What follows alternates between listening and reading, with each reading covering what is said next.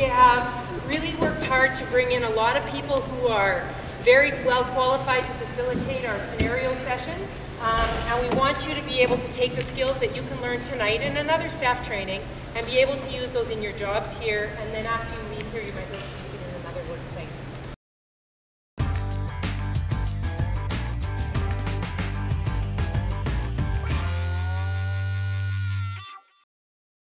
Yes, do you have your student pass? Oh, I don't. It's in my car. Oh, okay, well unfortunately, unless you want to go grab it, it's going to be $3.60 to get into the meeting. No. Like I would, I swear I'd go grab it, but I have to park my trailer.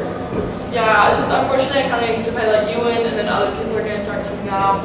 Obviously, with my job, not everyone likes police officers. We have tools on our belts, but what we really want to do is de-escalate people using our voice, communicating verbally. So she did an excellent job. Obviously, you've probably had this happen before.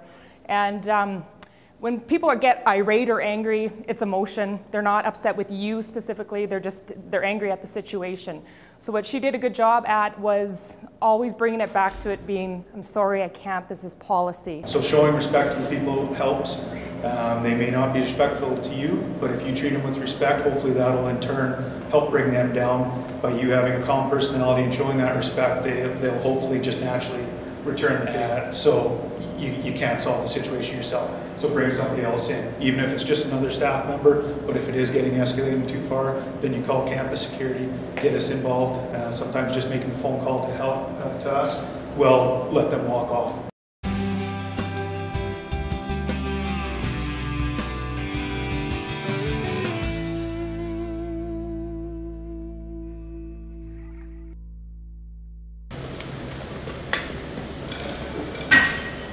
Are you okay? Nothing? No. Help! Cardiac. Stand clear. Analyzing now. Stand clear. Okay, we can set it up. Shock advised.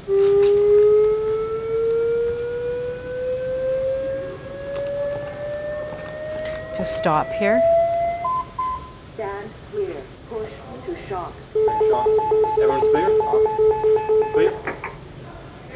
One thing I would do, just because it helps you from getting confused when you're all excited here, is to count the compressions. So if you have 30 compressions, that you count them out loud. Even though you're counting them inside, then at least your partner kind of knows timing-wise of when to put the pads on, okay? The other thing was, when you start, you always do compressions first, then breathing after. Because getting their heart going, that will get the blood circulating more than doing the 2 breaths. So you called for help, that was really good. You went and got the AED right away, that was really good. A bystander came, she said she was calling 911, and then she told you that she was going downstairs to wait for the ambulance, and that was really excellent.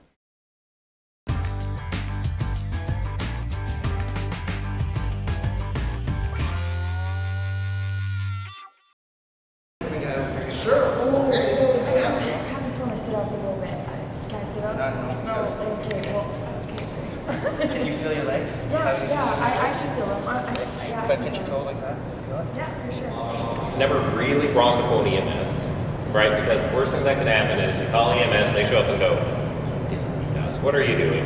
And then, you know, whatever, you feel kind of stupid. But, I mean, the flip side is if you don't call EMS and you need the EMS, when in doubt, call. He could have also used me to clear the pool. And if he felt like, you know, the situation wasn't that drastic, he could have used the facility services person as well to do the crowd control here. And he could have been saying, just clear everybody out of the pool. Facility services guys could have said, you know what, this looks like it's going to go on for a while. We're just going to lock the pool for the rest of the swim. Stuff like that. Another thing that we want to make sure, you always want to keep accidents quiet. Right? Because as soon as it starts getting out, all of a sudden you start getting rubber deckers, people start coming up here to look down. And then next thing you know, you also have people out there with their iPhones and their Blackberries filming it, and then it's on YouTube when it gets out. And then it goes to court in 3 or 4 years.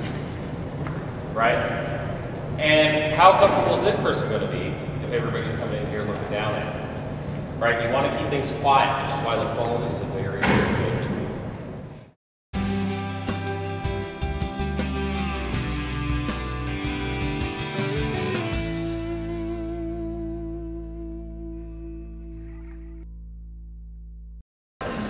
5 to 8, you will be done your last scenario. Those of you that were given a white card while supper was being served, a lot of them were folded in half. That's the location you need to be in at 8 o'clock. If you're going, let's say I've given you a card to go to the fitness center, if it says that you're staff, then you're the person who's in charge up there. If it says that you're in the gym, then you have to make the assumption that you are at work in the gym, not just at a basketball game. If I didn't give you a card, or if no one else gave you a card, make the assumption that you are a spectator at the high school basketball championship, and you as a person represent about 20 people. Okay, so you're going to be here. So that's what you're going to do for the last scenario.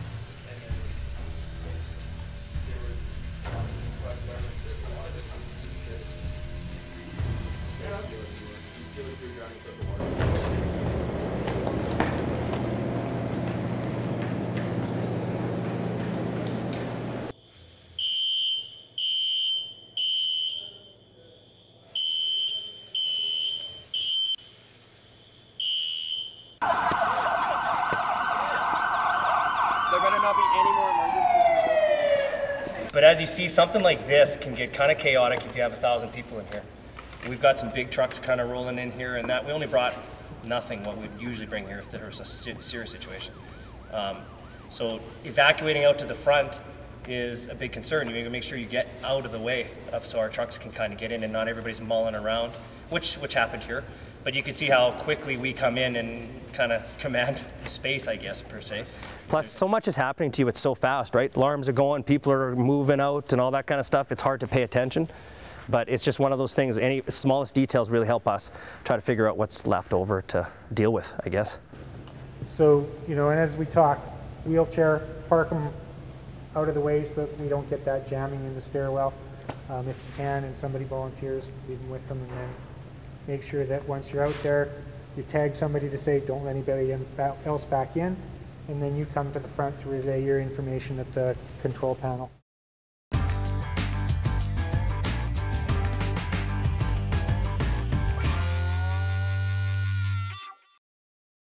Basically, these tanks are exactly kind of what's around here. They're 100-pound chlorine tanks.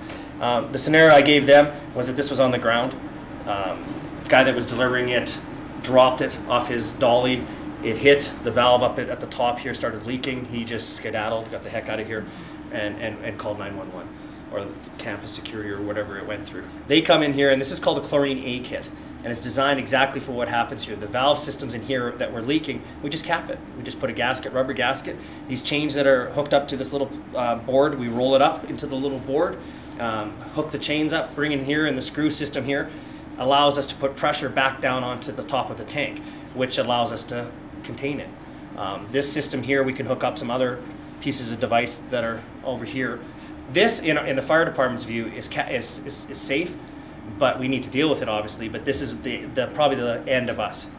It's capped. We would stay around until Praxair came and we terminated the incident and handed it to them. This system was actually used, if any of you security remember, about 5 months ago, 6 months ago, with the butane leak at the research facility. This is exactly what we used. They were losing liquid butane out of a cylinder. We capped it. We did all this, exactly the same system here, and got it out of the building. And so do they just lift the chain up then? Yeah, that's all they do. They hook it onto the bottom, and then they just lift it up, and that's what this screw kind of puts the pressure down. Okay. It's a little bit difficult to keep it perfectly. I've never seen it perfectly straight. Just the way it's just because you've got the dynamics of the chains. The actual things here on the side, you can actually make those go sideways to tighten it up, shorten the chain. Oh, okay. Stuff like that. But this is an actual job. We have at JPRs and our hazmat technicians that I'm teaching right now to some guys on our job. This is one of the things they must do to pass to become a technician. A suit, just like you did, come here and put this on. And these guys did it, and they did it really well, but it's something that's more difficult just wearing that A suit.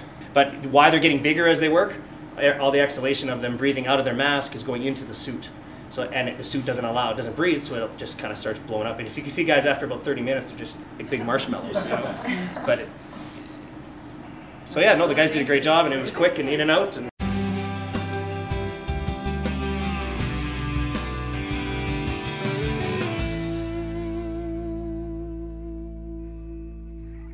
So once gloves are on, we consider them contaminated.